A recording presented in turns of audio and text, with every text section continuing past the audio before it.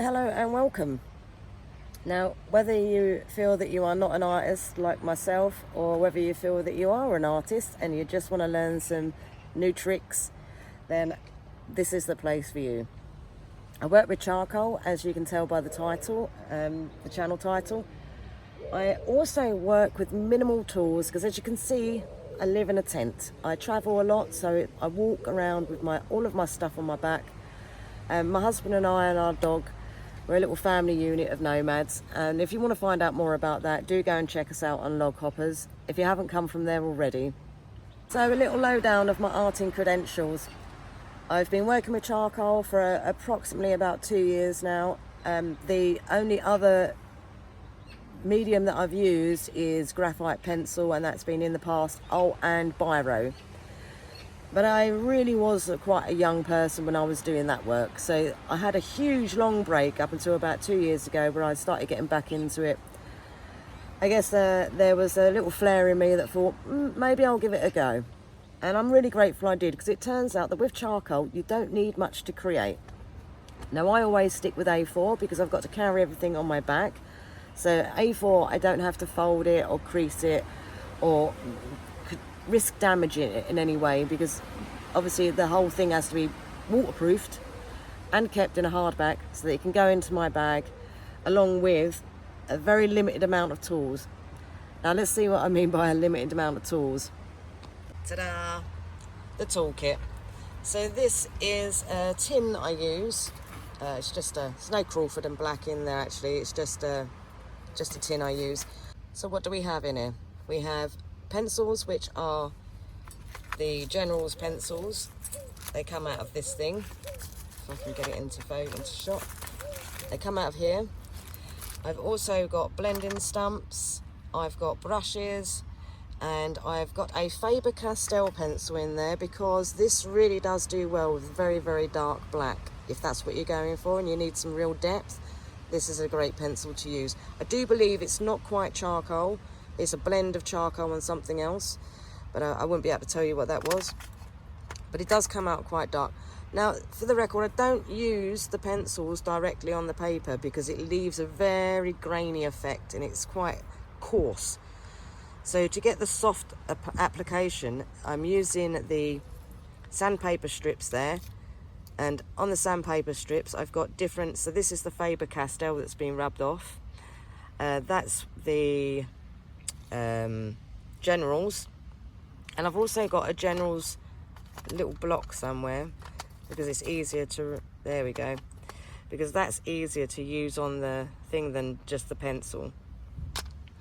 Now, like I say, I won't use the pencils directly. Instead, what I do use is brushes, because these can give all sorts of different effects depending on how you use them. These are just makeup brushes. I find they hold more of the powder off of the thing. So makeup brushes, great, ideal. And I also use blending stumps. Now the blending stumps are a little bit ropey in this box now. They've really seen better days. So my husband recently invested in some new ones.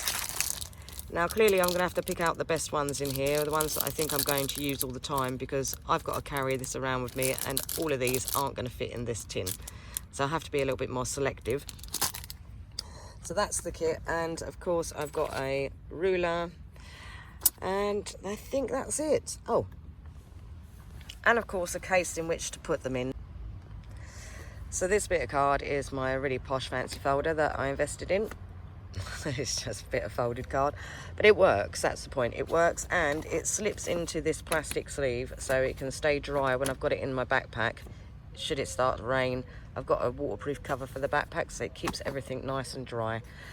A4 is obvious because of the backpacking. I can't really fit much bigger in there, but this cardboard helps keep everything nice and crisp, so I'm not bending any of the works that I've got. And I can show you how you can get to all of this sort of art with just those simple little tools.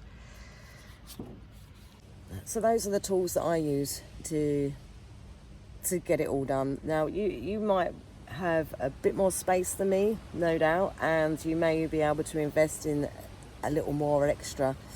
I really wouldn't know what that would be, because for me this is more than enough to work with. I I'd get on fine with that. Using pencils for me is easier than carrying around tubs of charcoal. It's just, they fit in there nice and tightly in that little tin, so I don't have to worry about dragging around big tubs of charcoal, you see. So that's the equipment, the tools that I need. The actual approach. So we've all got to start drawing somewhere, and where do you begin? You need to begin with a sketch, right? So depending on whether you're going for realism or not, you could either choose to sketch by eye. If you are going for realism though, I would say be warned on that, because our artistic eye is often a little skewed, and you'll notice that when you've drawn something and you take a photo of it and then you compare it with the picture that you're drawing from, you will see that there are inconsistencies. It might be slightly warped. It's because of your artist eye. So if you want to see it how other people are going to see it, or how a camera's going to see it, that's the best way to check on it, if you like, on your progress, if you're just going by eye. Now I find that a good way to be very specific for realistic images is to use a grid. Now I just sketched this out on this because I only work from A4, so I can reuse this thing again and again and again. So what I do is I will literally get it in the right position, and then I can dot out where my grid goes, and then I lightly sketch it onto the paper. This just means that when you're doing your sketch, you're focusing very much square by square. So you're looking more for shapes and distances, and it's easier to tell when you're not focusing on the entire picture all at once. It brings your concentration down a little, and it makes you look at the drawing slightly different. So rather than thinking, oh, I need to draw a face, you're thinking, okay, I need to do an angle from this part of the square to that part of the square. Some people it works great for. I mean, it certainly works great for me. Others may have different approaches to it, and some people might work with tighter squares, some might work with bigger squares. But a grid is a really good way to get a sketch through that realistic perfection. So the grid obviously only works if you've got a picture that you're working from. If you're coming up with something out of your imagination, clearly this isn't necessary, and you would just be working from eye. But you would essentially, like I say, draw around it, mark it out, make your grid. Now it's important to not press too hard with the pencil. Now the reason for not pressing too hard for the pencil is that graphite is a shiny medium and charcoal isn't. So charcoal has trouble sticking to graphite. So you will end up seeing the graphite through the charcoal if it's too heavy. The other problem that you'll have is, should you have a very light patch that you want to keep white and you need to erase this, you'll find that you'll see the indentation of the mark if you've made it too dark. So just keep it light so that you can rub it out where you need to, and of course the charcoal is going to be able to, where it is thicker, it should be able to cover that just fine. Now you may be wondering how I work with the picture. So this is the picture I plan on drawing, and I now need to get a grid over this picture so that it matches the grid that I've just drawn out on the paper. Now thankfully I do already have a grid in here, so I will use InShot because that's my favourite tool for doing the pictures. And then I need to pop in the grid. So there's a little one down here called Pip. So when I click on that, it showcases me my album. So I've got a grid that I use that I've already downloaded from the interweb. Now this grid has slightly more squares on it than I require. So mine are 6 by 9, I believe. So if I go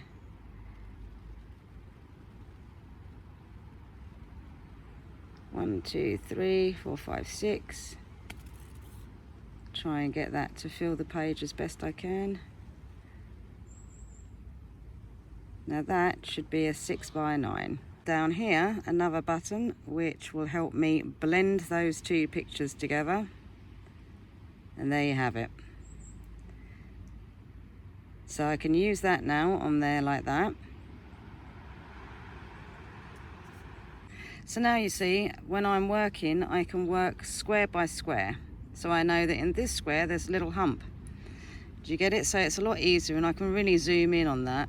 And another thing that's quite handy about this top tip is I know that the squares on here are 3 centimeters by 3 centimeters. Now this does get a little annoying if your ruler touches your phone screen, because it will keep resizing itself if it touches it. But basically, if I really need to be specific on something and I'm having trouble getting the right shape or the right size or putting it in the right position, I can put the ruler up next to it, get to 3 centimeters, and now, for example, I now know that the tip of this horn on here is between 1.5 to 2, just over 2. So I can mark my ruler there, and then I can go onto that square and I can put those marks on there. It's just a really good way to stay super accurate, because when you're trying to do photorealism, that is extremely important. You want it to look like a photo when you're finished.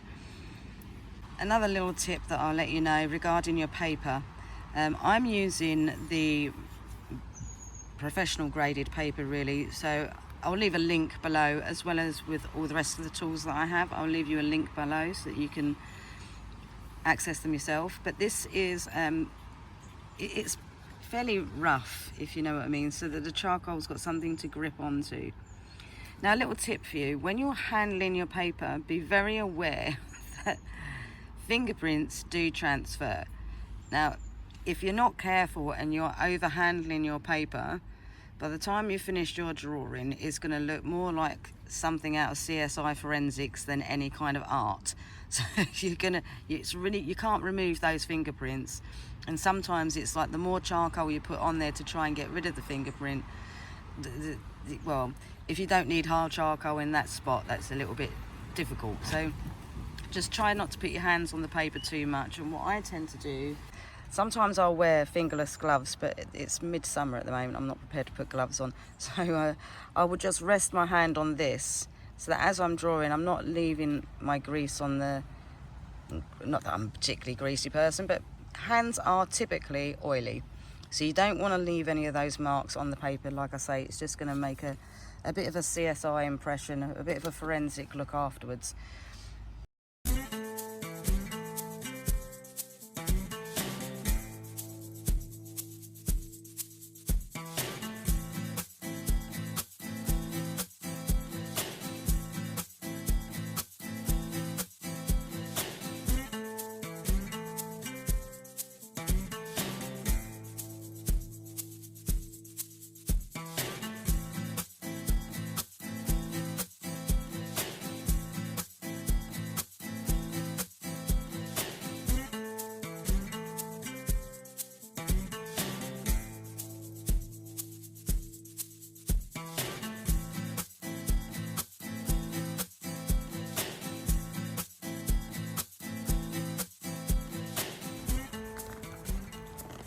So hopefully you get the idea.